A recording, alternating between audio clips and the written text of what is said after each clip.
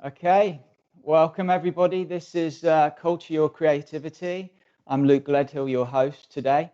Culture Your Creativity was an event that I started over 3 years ago, partnering with Soho House in West Hollywood in Los Angeles. Basically, the premise for the event is to bring together people that are at the top of their game or whatever industry they're in to really share their knowledge and their stories of how they got to where they are today. And so I also run a brand development agency here in Los Angeles called Just Up the Road. And I also host a 21st think tank, which brings together people that do good and give back through social, spiritual, and environmental initiatives. So today I'm super excited. This was something that was planned in a real life event back in March, at the beginning of March. Unfortunately, it couldn't happen, but I'm really excited to have a good friend of mine, Afdhel Aziz, and we're going to have a great conversation about everything that he does. So I'd like to bring in Afdhel. Hey Luke, how are you? Hello, Afdhel. Great Nice to to be see you, with you. my friend. Thank you for your time today. Very much appreciate it. A little bit of background on how we met. I think it was probably 2 years ago, maybe 2.5 years ago. It was at one of your events, Good is the New Cool event at Soho House in West Hollywood. And I was so inspired by everything that I heard you talk about that day. I can specifically remember it in my mind's eye that I immediately went out and purchased your book, which we'll talk a little bit about. And then probably you definitely inspired me to be on some part of the journey that I'm on right now with all of the things that I do with the 21st Club, the think tank. But look, I'd love for you to introduce yourself, explain very briefly who you are and what you do. Sure, thanks for having me, Luke. And yeah, I'm sorry we couldn't do this in real life, but I think this is a pretty good alternative. I'm coming to you from Venice Beach in LA, where I live, and I've been here for about 3 years now. We moved from New York. My background is I spent 20 years being a professional marketer, working for companies like Procter and Gamble, Nokia, Heineken, Absolute Vodka, both in London and New York. I kind of started to get very jaded along the way. I was working on cultural projects that were super cool, but that weren't filling me with any sense of real satisfaction. In fact, I was showing my son some of the last projects I worked on, which were in virtual reality. And one of them, to give you an idea, was a 10-minute VR video game with Dead Mouse, Wow. music artist. So I was getting to do stuff that was super cool, but was really leaving me unfulfilled. And the way I tackled that was by going and writing this book, Good is the New Cool, with my good friend and co-author, Bobby Jones. Uh, hey, there you go. A first edition hardcover, no less. That's rare. And the book, we spent 4.5 years exploring the worlds of people who inspired us. And it turned out that the thing that they all had in common at the end was the fact that they were all doing something in business or culture as forces for good. Um, that when the book came out in 2016, the reaction to the book led me quitting my job at Absolute Vodka, January 1st, 2017, and deciding to go and commit my life and work full time to spreading this idea. And I do that by being a speaker. So up till the point where all this coronavirus stuff happened, I was speaking 2 or 3 times a month around the world on this topic. Of via Conspiracy of Love, which is our consultancy practice that works with brands like Adidas and Sonos and Facebook and Microsoft around the topic of purpose, uh, helping companies discover purpose or find ways to activate them, and also trying to bring this community of people, much like your community of entrepreneurs, into in contact with each other by doing the Soho House events. We do 4 events a year under Good is the New Cool at Soho House in New York and LA. and these 4 Good is a New Cool conferences, which have sadly have to be postponed: New York, LA, and Sydney and Melbourne in Australia. On top of that, I also write for Forbes as a columnist, as a contributor about this topic. And there is also, for those who are interested, a Good is a New Cool podcast that we did in association with Soho House. Season 1, 8 episodes is up there if anybody wants to go take a look as well. So, wow, that's actually a lot to unpack. I want to just go back really quickly into when you were in New York. Okay, you mentioned about how you showed the piece of content you were working on, the virtual reality piece, to your son, and you had that feeling where you just didn't feel fulfilled anymore. You mentioned that you worked with Smirnoff Vodka. So you were working with Smirnoff at the time. Oh, sorry, Absolute. Yeah. Sorry, Absolute. You were working with them at the time, and Bobby, he was working for a different company. So Bobby and I met at Heineken, actually, which is the previous job I had to Absolute Vodka. Okay. Agencies we worked really closely with. He was the president of the agency, so we became friends through a client agency relationship, and just hit it off. I think he's brilliant. I think he and I complement each other very well. He's very detailed and meticulous and logical and precise. It's like we're Spock and Kirk. I think now that I think about it, it's a good analogy. He's very kind of much like a Vulcan sometimes, whereas I'm kind of like I like to just jump off cliffs and go off into different places. I love But yeah, that. we became good friends, and now we are creative partners in Good is a New Cool and Conspiracy. So just explain the process to me, Afdhel, because uh, a lot of the premise of Culture Your Creativity, these events, is getting that information across to people that might be stuck in something that they're not particularly happy doing, and have an idea of what they could do but haven't made that step. So just explain how you took that big leap of faith when you left your probably a highly paid job in New York to go and pursue the idea that you have, that I had, sorry. Yeah, I think what's interesting is like I meet so many people who get to that point, either people inside corporations, right, who have done everything that they've kind of wanted to do. They've got the title, they've got the salary, but they are unfulfilled. It happens on the creative side as well. I think there's a certain point of success you get to as a creative person, and you're like, is that it? And the idea of another magazine cover or another video shoot or another Instagram influencer tagging you does not fill you with any sense of joy. And in the book Good is a New Cool, we actually cover both of those tribes. There are people like Scooter Braun, who manages Justin Bieber, or Bobby Campbell, who manages Lady Gaga, and these are people who kind of creatively get to a certain plateau, and then they realize the only way to get higher is by putting yourself in service of something bigger, in service of doing something that's good for society. In other words, if you looked at the title of the book, it is, how do you put cool in service of good? And that's certainly something that we try to do in all the work that we do. How I did it, how I made the jump, I think, first of all, you have to understand this is after 20 years of being inside corporations. And so I had kind of done my time. I knew how they worked. I was blessed to find a wonderful partner called Nadia Larinci, now Nadia Petrick, who was my speaking agent, and spotted the very first talk I did about the topic of good is a new cool. It was TEDx Bushwick, if you want to get Wow. precise about it. Wow.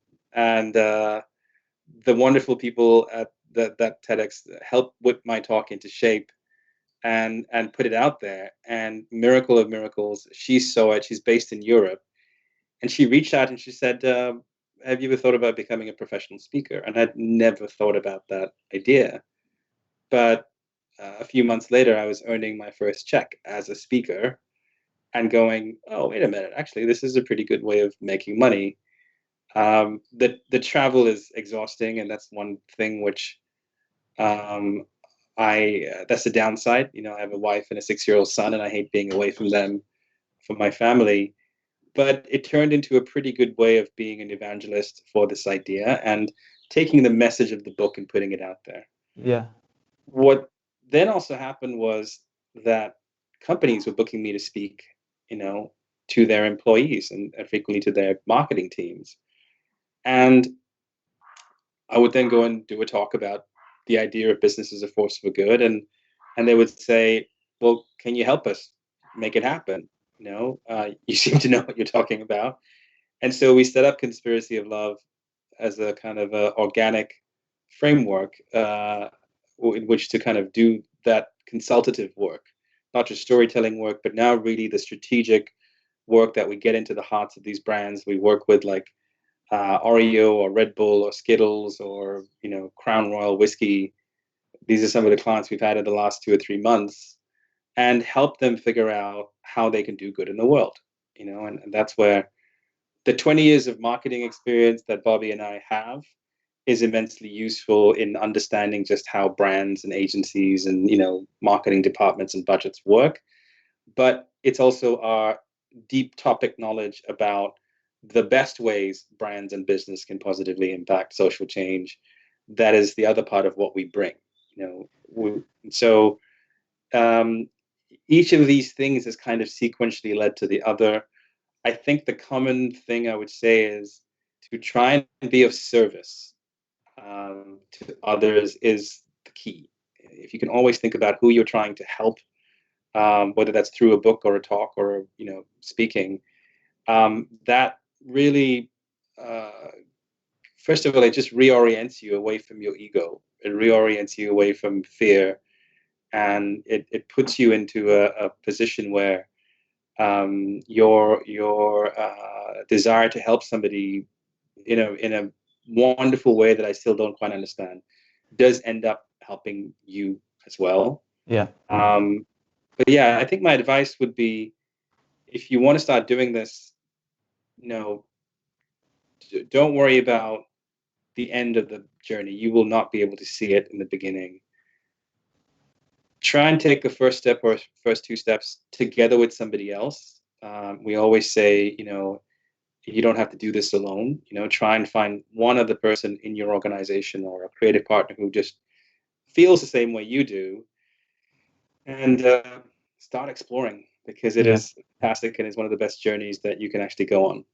I love that. I love that. And I think there's a few things that you mentioned whilst you were talking that really rung true. You said miracle upon miracle about the TEDx talk and meeting Nadia, but I actually strongly believe, and you may do as well, that whatever you focus your time and energy and passion on, it starts to become to fruition, whether it's through meetings of people or that person comes to you when you have a thought about something, and it all starts to connect and move forward. And I think that's very important to know, as to sort of reiterate as well. And something you said about being of service to others, I think that as you were talking, I was thinking, well, that really comes from a place of your heart as opposed to your brain. And what happens when you focus on the strength of your heart and coming from a place of love is essentially your heart will magnetize and beat quicker and overtake your brain, and then it builds your energy field, and you automatically, through being passionate about your thoughts and process of what you want to do, will bring in towards you other people that are a part or think the same as you do as well, Yeah. What So I was actually going to ask whether it was the book or the agency that came first, but it was very evident it was through the talking gigs. How did the process of, sorry to dwell too much on the book, but it really is a game changer. If anybody hasn't seen this book, you really must check this out. I mean, if you're a brand, if you work for a brand, or if you're thinking about anything in marketing or brand design or even nonprofits, it's a Bible essentially. How did the process start with meeting all of these incredible people that you have featured in the book. Yeah, we didn't realize what the book was about when we first started writing it in the beginning of that 4.5 year period. It's important to note that we had some clues, right? And the main thing we were looking for was people who inspired us. And we at that point had a pretty good Rolodex of contacts. So we were able to pick up the phone and say, "Hey, listen, can so and so introduce us to um, you know Scooter Braun, or so and so at the Honest Company or Zappos or places like that." I mean, it is incredible how much, even if you don't know somebody there, if you get in touch with them and go, "Hey, I'd like to interview you for a book," most people say yes. Right? Most people would be quite Okay. flattered, right? And I think that's where, when we started interviewing people, we one good thing was always at the end of the conversation, we'd say, "Hey, now that you know what this topic is about, who do you think we should go talk to?" And they go, "Oh, you should go talk to so and so. They're doing something really interesting." And so when we pieced it together, what we realized was there's 21 stories in the book of 21 people. They come from the tribes of brands, nonprofits, and culture creators. And the common thread that they all had was these were people who had found a sense of purpose and meaning in their careers, and were able to then manifest it in their work. And whether that work was, managing a Grammy Award-winning artist, or running a nonprofit, like, they had found that thing they were supposed to be doing. And what we then did was to take their stories and try and look at the commonalities and distill them down to an actionable framework. So the heart of Good is a New Cool, there is a 7-step model on how to design purpose-driven brands. And that process is really now what powers so many things. It powers the consultancy. It powers the Good is a New Cool conferences are themed by those topics. And so what we realized was that we distilled some wisdom down to help people, think about this new world.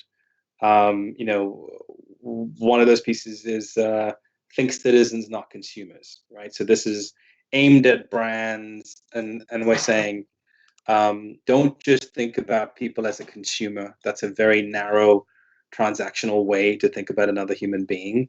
If you think about them as a citizen, i.e., somebody with a broad range of causes and passions that they care about, suddenly you as a brand can have a very multi-dimensional relationship with that person, and you can find ways to solve problems in their lives in a way that you will then be invited into their lives.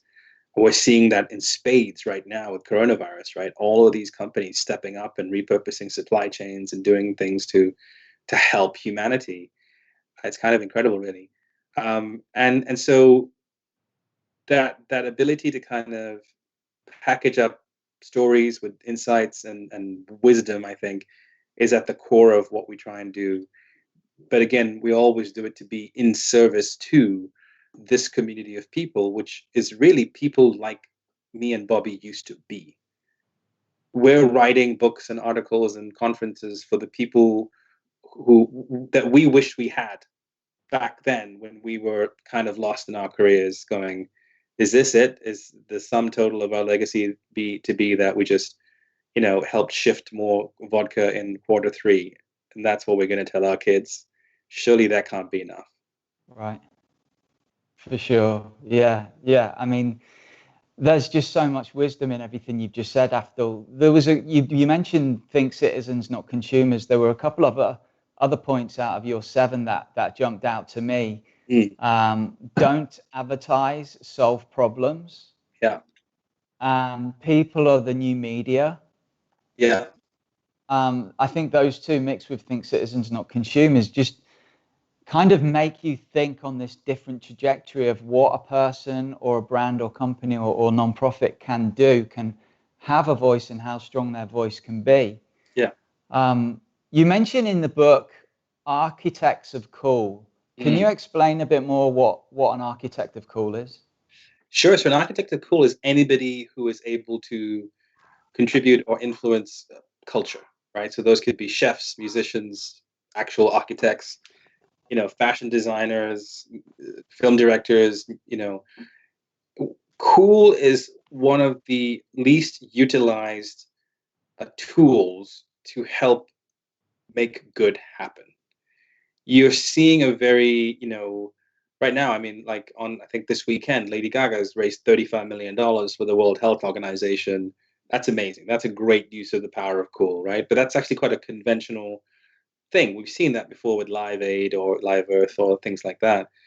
I think the better example is Tesla, right? And think about design and how by taking a category, electric cars, and making it cool through the power of design, they revolutionized that category and accelerated, no pun intended, the take up of electric cars, right? I think they now have $100 billion market capitalization. They're bigger than Volkswagen. That to me is a perfect example of how the architects of cool can help make doing good aspirational, accessible, beyond $100,000 car, by the way. I'm talking about it every aspect. It's super useful to use the power of cool. At the other end of the spectrum, the case study that we talk about and we love is one of our clients is Adidas. And when you look at what they've created with the ocean plastic sneaker, which is the collaboration with Parley for the oceans, they're selling 11 million pairs of these sneakers at $250 a pop. Wow. They're generating $2 billion of revenue a year. The more money they make, the more plastic they pull out of the ocean, the more good that they can do, right? Yeah. And suddenly you now have that engine of capitalism fixing problems. Nobody would be buying the shoes if they didn't look cool, right? So cool is super important in this this moment that we are in. And what we are increasingly finding is those architects of cool, who have, many of you are probably watching at this moment, they've gotten to the point where they're like, I'm about as creatively fulfilled and successful as I can get, but why do I still feel empty?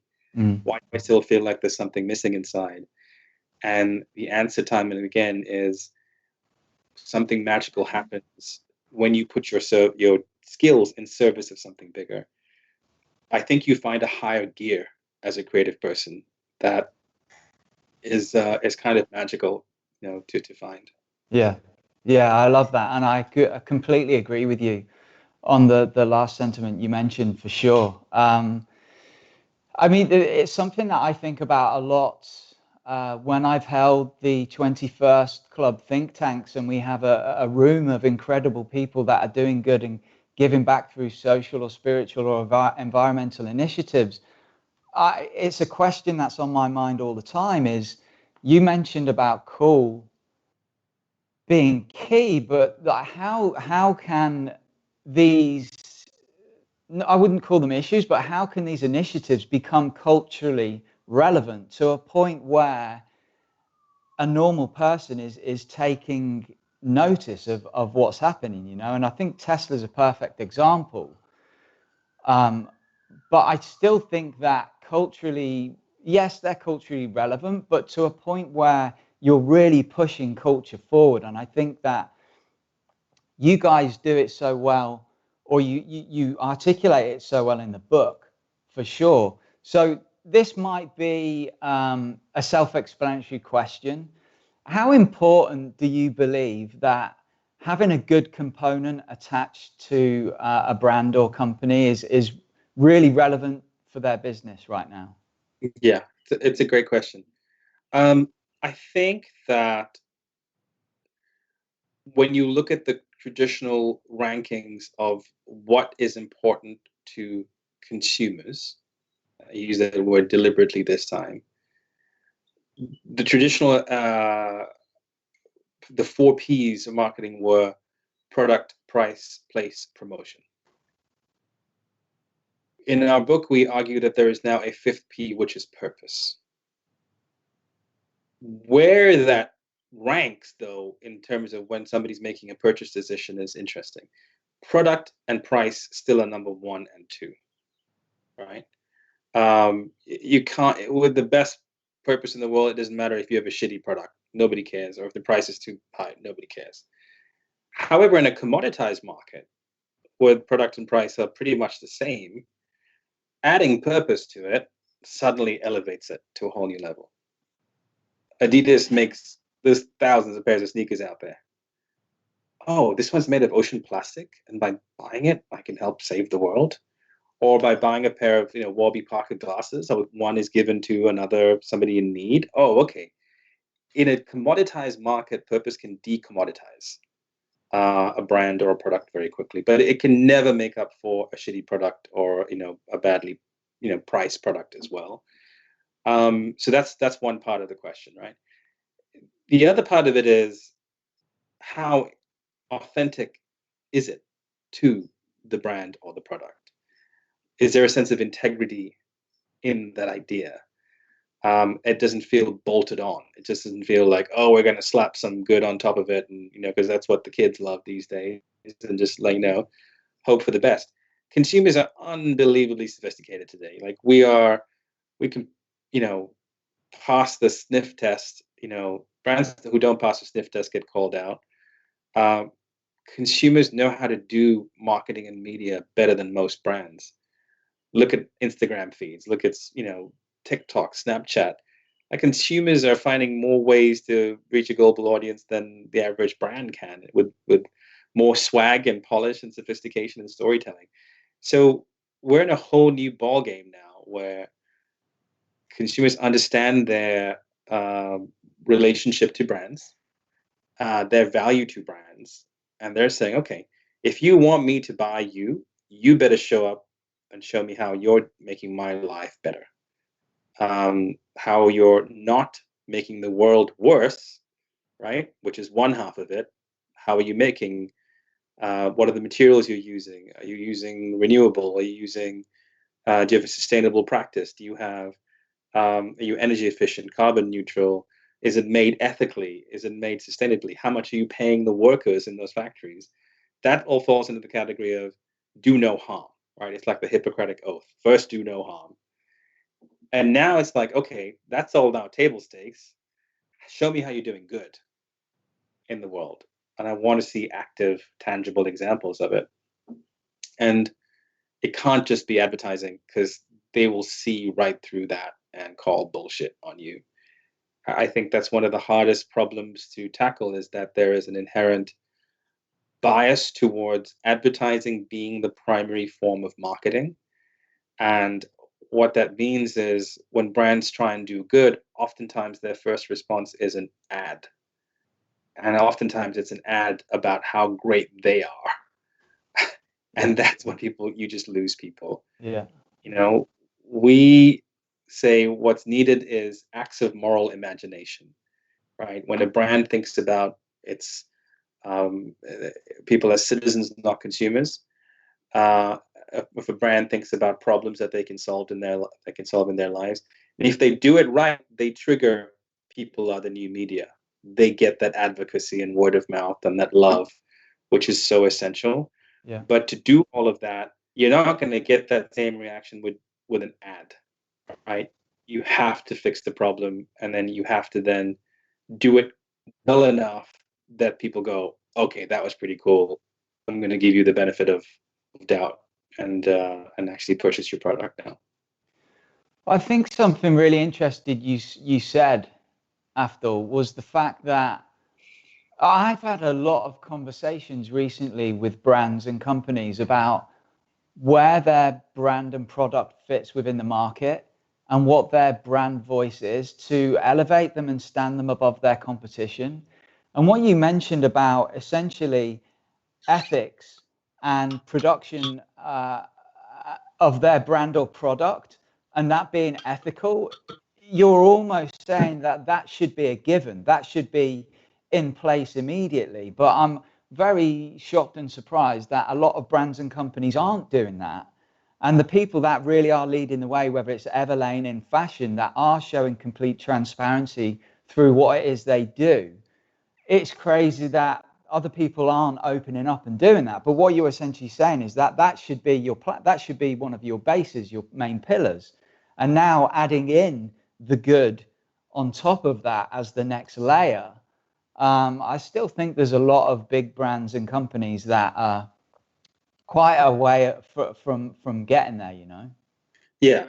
Uh, Here's how I look at it. I think that no company is perfect, just like no human being is perfect, right?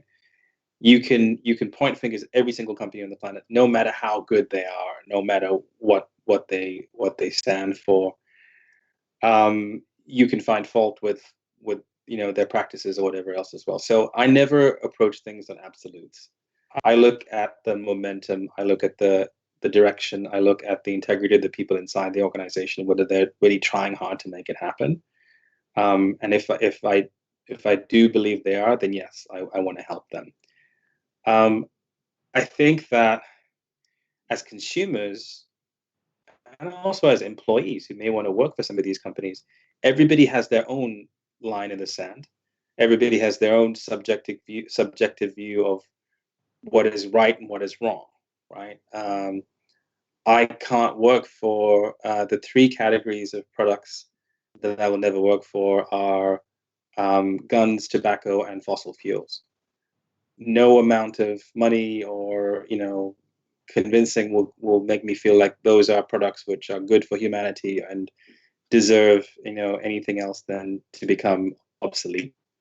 Um, Now I've worked for alcohol companies. I've worked for cookie companies. Um, it's the doctrine of responsible usage.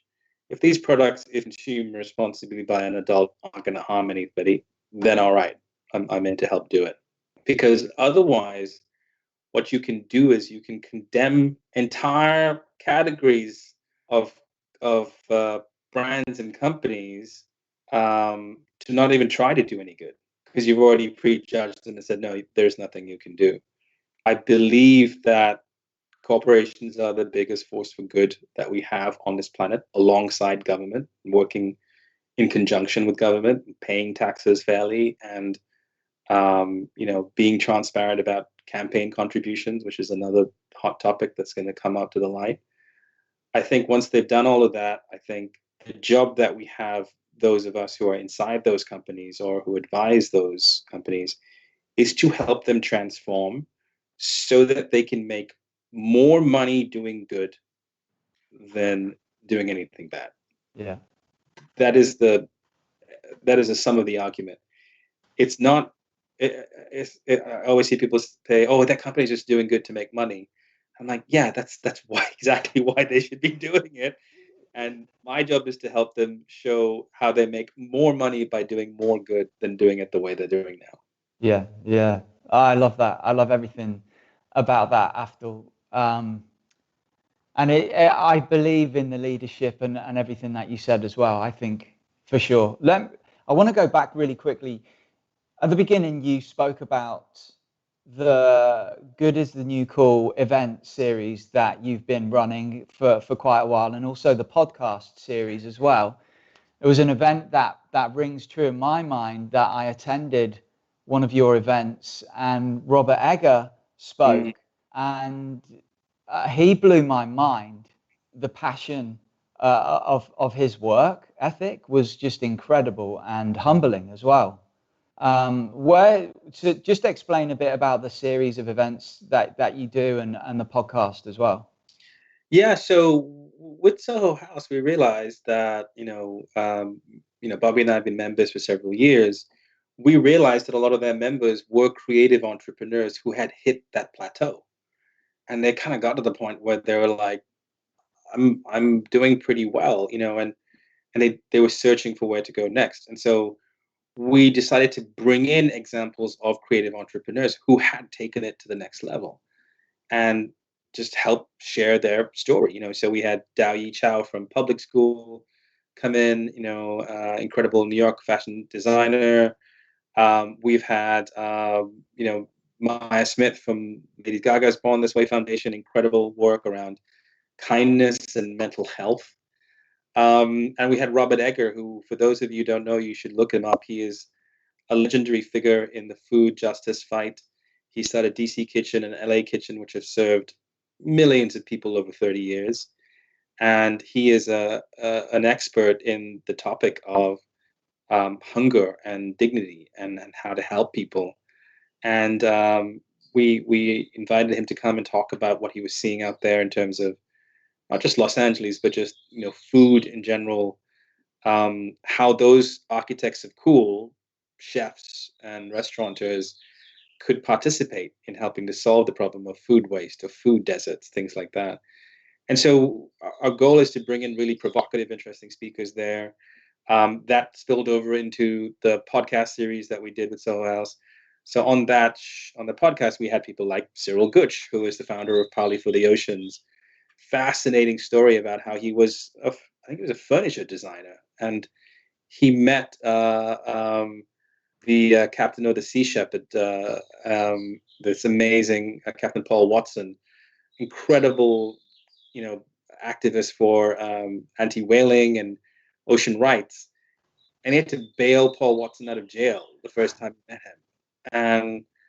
And then that sent him on this entire journey to realize the problem of plastic and create Parley for the Oceans, this incredible activist organization that is now partnered with Adidas, American Express, Corona, the government of the Maldives. He's a creative person. He's a creative entrepreneur who decided to become an activist. And I think there's millions of people like that out there. And our job is to create spaces where those stories can be shared, so you can meet people and go, oh, if they did it, I can do it too. Yeah, that's so important. It's so important that you continue that with the podcast and the live events, essentially, when that comes back around. So how did that lead you to the conference, essentially, GoodCon? Yeah. So again, trying to be of service. We kept meeting people inside companies and nonprofits and culture creators who felt alone. They felt like oftentimes they were the only person inside a company thinking about how they could do more good. And so we just decided to create a space where we could just bring them all together, and last year, Tom's was kind enough to give us their headquarters here in America, and we had a 150-person event. Very small, very humble. We had Robert Egger there, and we had some other incredible speakers. And it worked so well that we went on to do 2 more in Sydney and Melbourne last August. Wow. We had some incredible folks, Shani and Charisse, if they're watching, 2 badass women who run the Usual Suspects, amazing experiential agency in Australia. They flew over to LA. They saw it. They were like, you have to bring it to Australia. And 4 months later, we were doing it in Sydney and Melbourne. Wow. And we were scheduled to do 4 this year. Unfortunately, all of them have been postponed because of the coronavirus. But we will come back and do it in New York, Los Angeles, Sydney, and Melbourne as soon as is possible. And what they are, Luke, is days of inspiration and purpose. So it is bringing together those people who are doing incredible things inside companies, or from a creative point of view, coming and sharing their stories, their journeys, their insights, their knowledge, the mistakes they made, and finding a way to share their knowledge so that the people coming can learn from it and take it and use it in their own work as well. So because those got derailed, what we've switched to is doing this weekly webinar. So if you go to conspiracyoflove.co/webinar, we do a 60-minute live webinar every Friday, 10 a.m. LA time, 1 p.m. EST, where we kind of continue what we were doing with the conferences. We have usually somebody who's coming and presenting some insights or data. The whole webinar is all about how brands can help fight coronavirus. So what we're trying to do is channel as much help to those nonprofits and folks on the ground fighting it. So last week we had Kathy Davis, who is a CMO of Feeding America. We're doing an incredible job keeping food banks open. I don't think anybody understands quite how deep and terrifying this food shortage crisis is.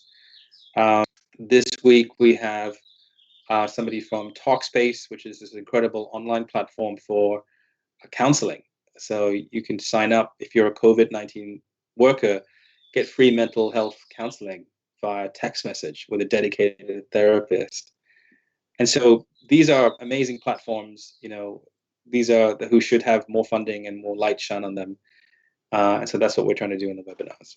That's incredible. And just, I'm really excited for your webinar tomorrow, because you mentioned the fact that somebody could sign up and essentially be eased a little with mental health, because that's one of my concerns right now, is coming out the other side of what is happening across the world, is that people are going to be left in a very mentally unstable way, probably physically, but more mentally. So that's really exciting and great to hear that you'll have them talking tomorrow on the webinar. Yeah. Other than the webinar, and obviously the GoodCon conferences, when that relaunches again, what are you working on currently right now with Conspiracy of Love that's you're really excited about? So our work is confidential, so I can't talk about things in too much specificity, but I'll tell you the kind of work that we do, because that'll help explain what's going on, right? So we focus on the topic of purpose for brands, and there's two offerings that we have. One is called Discovering Purpose, the other one is called Designing Purpose. Discovering purpose is for a brand or a company that doesn't have a clear articulation of what its purpose is. A core purpose, vision, mission, values framework is like the DNA of your brand. It's like the North Star of your brand. It gives you clarity. It gives you focus in terms of where you should turn your attention to. So we have a 6-week process that helps a brand or a company very quickly get there. We do a combination of what we call like an archaeological dig, going and looking at the founder's story and what happened at the beginning of the company. We talk to employees, we talk to stakeholders, we talk to nonprofits, we talk to a mix of folks.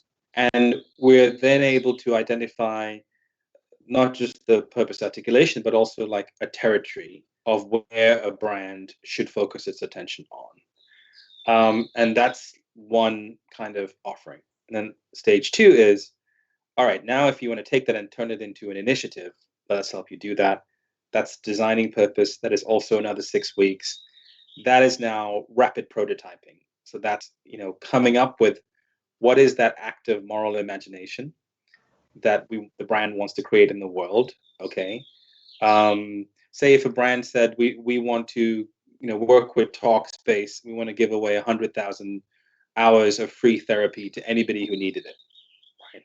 Great. All right. Now let's go find the right partner. Let's put together the mechanism for people to sign up.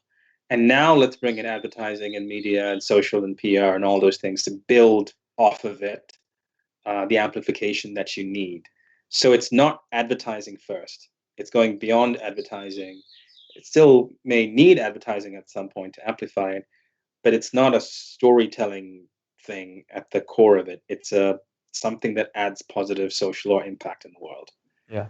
And we work very closely with, we don't make any creative, we don't buy media, we're a wholly strategic and creative agency. So we work very closely alongside the brand's existing creative agencies. We have a huge amount of respect for the work that they do. Our job is just to pick the ball up and move it a little further down the line, so there's clarity on where to go and what to do, and then work closely with them to make it happen. I love that. That's incredible. So I'm going to put it out there now, Afdhel. I would love to work with you and Bobby on a project soon. Cool. I'm sure we could collaborate on something very cool. Yeah. So before we wrap this up, I'd be really interested to know, from your perspective, who you think, whether it's a person, a brand, or a non-profit, that is really leading the way right now with good as their main cause. That's a really tough uh, question to ask right now, because I'll tell you why. The definition of what is good changes on a daily basis. What we are seeing is an unprecedented mobilization of companies uh, to do good. Let me ask you a question. Did you know that Netflix donated $100 million to help COVID-19? No idea. All right, think about this. You and I both live in Los Angeles. We're pretty plugged into the cultural creative world, but neither of us knew about the fact that Netflix had put $100 million into helping COVID-19, right? I only found out about it like a week after it had happened. And what that tells me is that there are companies doing a tremendous amount, but things are happening so fast and so, such a scary way that it's going to be hard to look back and point, to specific examples without getting that hindsight. I will tell you what I am being impressed by.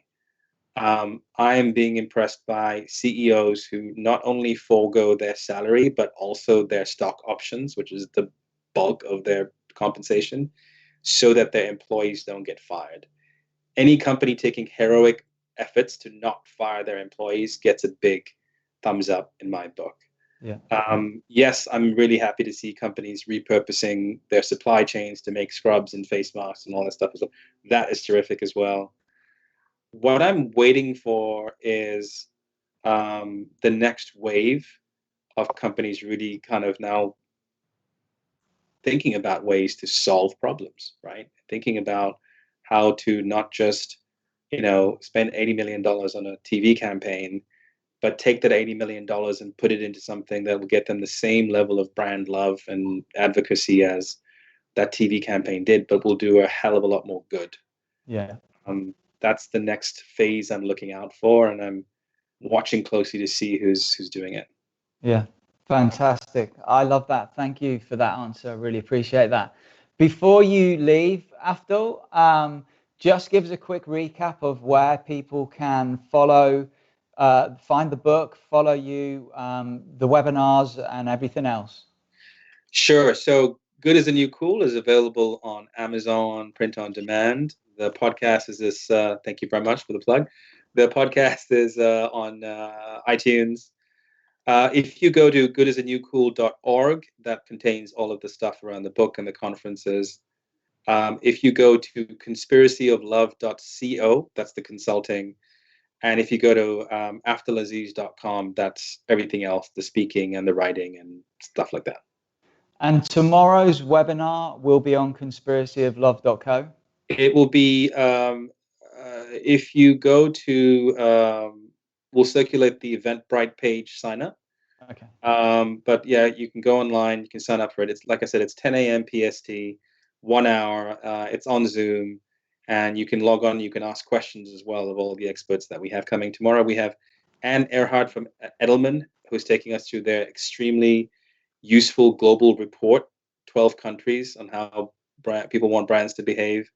Andrew Morris from Talkspace, the online counseling platform, and a gentleman from Mark DeCovray from the U.S. Chamber of Commerce Foundation, who just announced a multi-million-dollar fund to help small businesses get loans for free as well. Wow. So should be a pretty interesting one.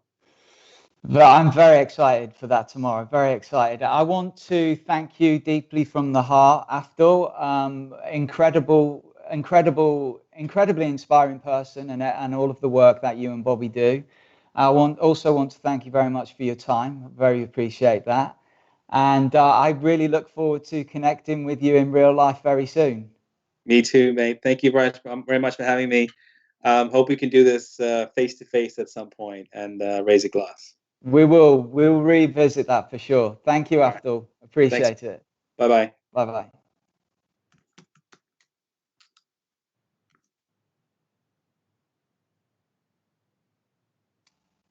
Okay, I'd just like to thank everybody for tuning in and watching this. I appreciate your time. I hope you had some good insights on the work that Afdhel does. I hope that you perhaps will take something that you heard and move forward with something. I hope it inspires you to do something. This will be a weekly series now. I have many guests that I have waiting to come on and talk about the amazing work and things they do.